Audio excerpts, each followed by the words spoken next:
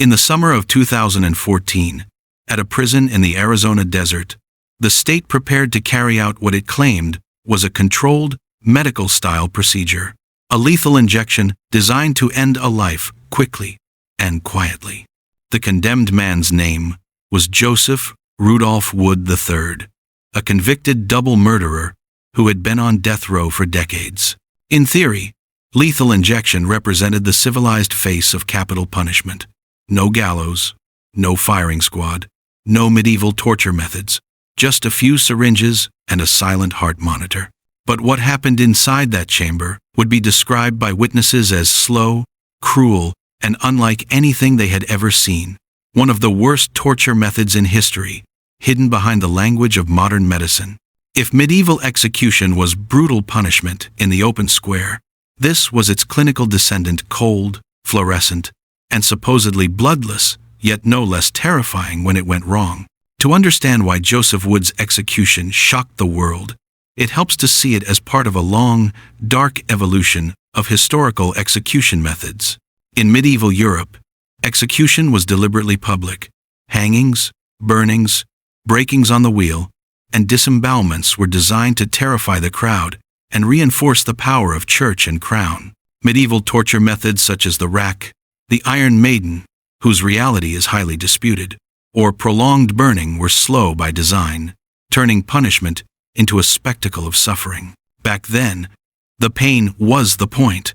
The condemned screamed in the marketplace, and the state made no attempt to hide the brutality. By the 18th and 19th centuries, as ideas about cruel and unusual punishment spread, many countries looked for supposedly more humane historical execution methods, including hanging, the guillotine, electrocution, and later, the gas chamber. Each new method was sold as cleaner, faster, more scientific, and each produced its own list of botched executions, from burning, smoking bodies in the electric chair to men choking and convulsing in gas chambers. In the United States, lethal injection emerged in the late 20th century as the latest humane solution, modeled loosely on medical anesthesia. First, a sedative, then a paralytic, finally, a drug to stop the heart. On paper, it looked modern and clinical.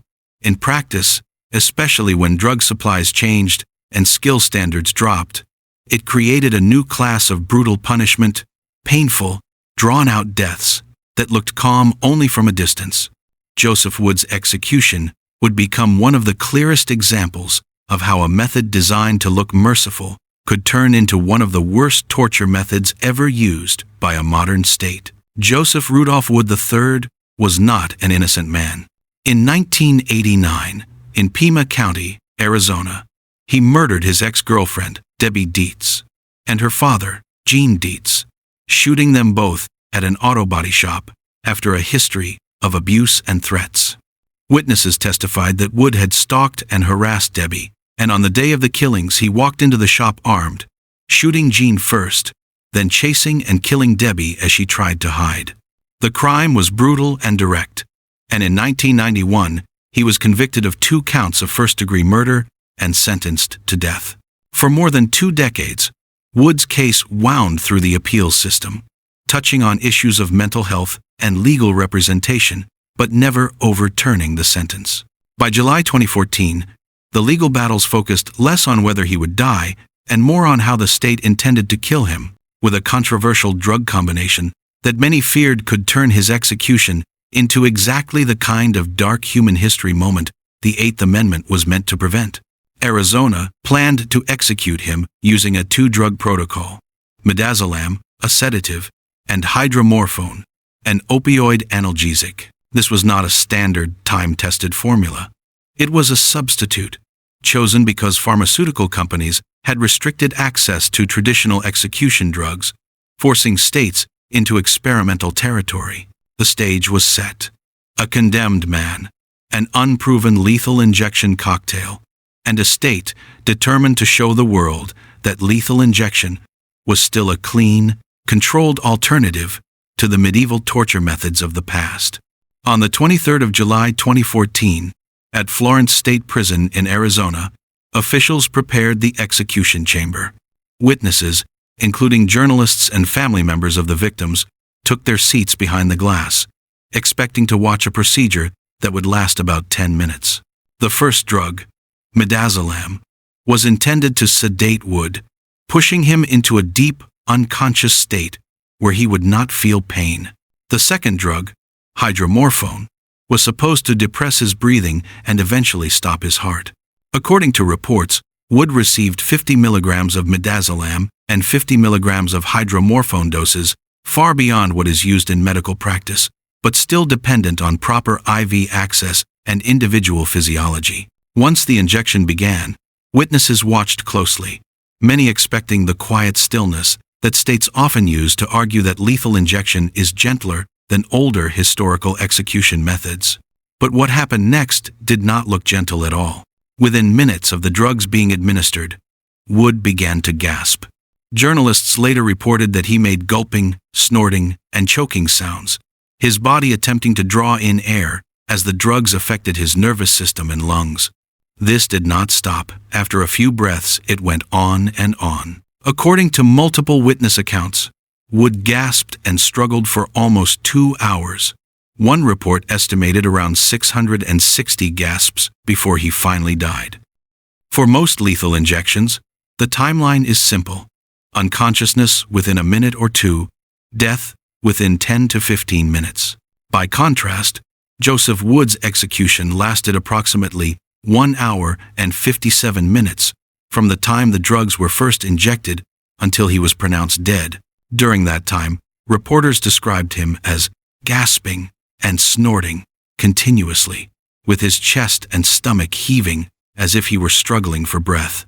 Some witnesses said it sounded like he was trying to breathe through a blocked airway, each gasp a mechanical, desperate attempt to survive. Prison officials later insisted that Wood was unconscious and that his gasps were merely snoring or unconscious reflexes. But to many observers, including defense attorneys and journalists, the scene looked like prolonged suffering, a form of slow-motion suffocation under the label of a medically inspired execution method. The state responded by giving additional doses. Arizona ended up administering a total of 15 doses of the midazolam hydromorphone combination, far more than initially planned, to try to complete the execution. Each dose was intended to push Wood deeper into sedation and suppress his respiratory system further. Yet the very fact that so many extra drugs were needed raised disturbing questions. Was he ever fully unconscious? Or was this supposed humane execution crossing a line into something closer to torture methods in history? Stretched out across nearly 2 hours? For those watching, time became its own kind of brutality. Every minute that passed, every new series of gasps, sharpened the sense that something had gone terribly wrong inside this supposedly controlled, modern execution chamber. To understand why this execution looked so much like a botched procedure, it helps to break down how the drugs were supposed to work. Midazolam is a benzodiazepine used in hospitals for sedation and anxiety relief. It can cause unconsciousness, but it does not reliably produce the deep surgical anesthesia required to block intense pain. Hydromorphone is a powerful opioid painkiller that can slow breathing and, in large doses, stop it. The idea behind this combination was simple in theory: sedate the prisoner, then suppress their breathing until their heart stops. But in practice, problems appear at every step. If midazolam does not push the prisoner into a deep enough state, they may feel the terror of suffocation, the primal panic of not being able to breathe while being unable to move or speak clearly. If the IV line is not perfectly placed, or if the drugs are absorbed unpredictably, the effects may be delayed, uneven, or incomplete. The result can look eerily similar to medieval torture methods: a body alive but trapped, lungs fighting against the weight of the drugs, the mind potentially flickering in and out of awareness. In other states, executions using midazolam had already raised alarms before Wood died. In Ohio, Dennis McGuire took about 15 minutes to die in January 2014 after receiving midazolam and hydromorphone, with witnesses describing gasping and choking sounds. In Oklahoma, Clayton Lockett's April 2014 execution using a different midazolam-based protocol went so badly that he writhed, groaned, and lifted his head from the gurney before dying of a heart attack 43 minutes after the drugs began to flow, with officials calling it a bloody mess. Joseph Wood's death, lasting nearly 2 hours, fit into this dark pattern: lethal injection, turning from a supposedly clean medical procedure into one of the most controversial execution methods in modern American history. After Wood's execution, Arizona officials defended the process, arguing that the prisoner did not feel pain and that the gasping was just a natural side effect of the drugs. But witnesses, including journalists and defense attorneys, publicly contradicted this narrative, saying what they saw looked like prolonged suffering, not a peaceful death. The incident amplified a growing national debate about botched executions and the use of experimental lethal injection protocols. Groups tracking execution stories pointed to a pattern. When states lost access to traditional drugs, they improvised with new combinations, often in secrecy, leading to more visible signs of distress in the chamber. Legal scholars and human rights advocates compared these modern lethal injection failures to older historical execution methods that had once been condemned as too cruel. Instead of the medieval scaffold or the wheel, there was now a gurney and IV lines, but the effect, they argued, could be the same: brutal punishment carried out in front of witnesses. Some commentators pointed out that while medieval torture methods were unapologetically public, modern systems hide behind technical language and closed curtains, making it harder for the public to confront what actually happens. When things go wrong, the reflex is to explain it away as an anomaly, not as evidence that the method itself may be fundamentally flawed. In the years that followed, Wood's execution was repeatedly cited in court filings, academic work, and media coverage as one of the clearest examples of a botched lethal injection in American history, with nearly 2 hours between injection and death. It became a reference point whenever people asked, are modern execution methods really more humane, or have we just gotten better at hiding the pain? Joseph Wood's execution is not an isolated anomaly. It belongs to a long list of botched executions stretching across American history. From electrocutions where prisoners caught fire to lethal injections where IV lines slipped out, each failure exposes the gap between the promise of a quick, painless death and the reality of human bodies, imperfect drugs, and fallible people. The Death Penalty Information Center has documented dozens of botched executions, some involving repeated electric shocks, others involving chemical sprays when needles came loose, and more recent ones involving midazolam and signs of distress. The longest known completed execution in recent years, that of Joe Nathan James Jr. in Alabama in 2022, reportedly took around 3 hours, with autopsy findings suggesting multiple invasive attempts to establish IV access. When people talk about the worst torture methods ever, they often imagine medieval dungeons, iron devices, and public burnings.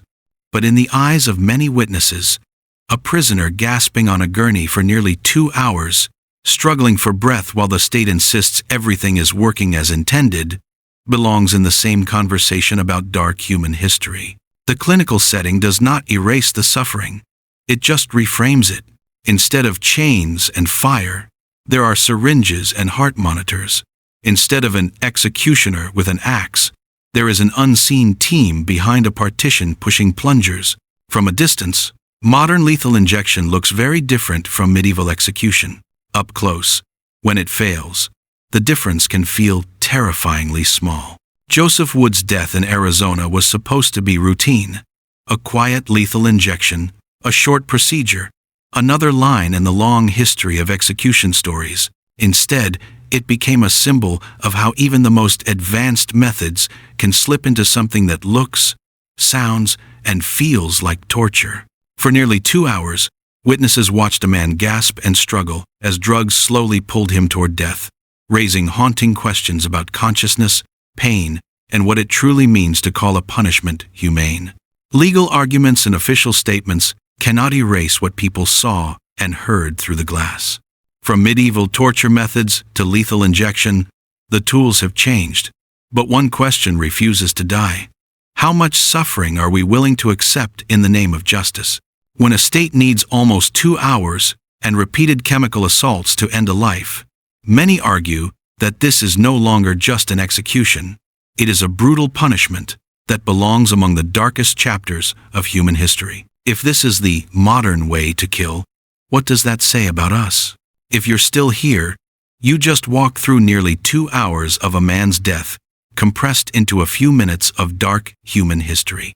You heard how a method sold as clean and humane turned into something that looked disturbingly close to medieval torture, only this time with IV lines and medical jargon. On this channel, Execution Stories, nothing is hidden behind the curtain. Every episode uncovers the reality behind medieval torture methods, historical execution methods, and the worst botched executions in history, past and present, so you can decide what justice really looks like. If you want more fact-based, unfiltered execution stories and the truth about how states have punished, tortured, and killed in the name of law, hit subscribe and turn on the bell for Execution Stories. Share this video if you believe people should see what really happens when a humane execution takes nearly 2 hours. Because the more we understand these dark chapters, the harder they are to repeat.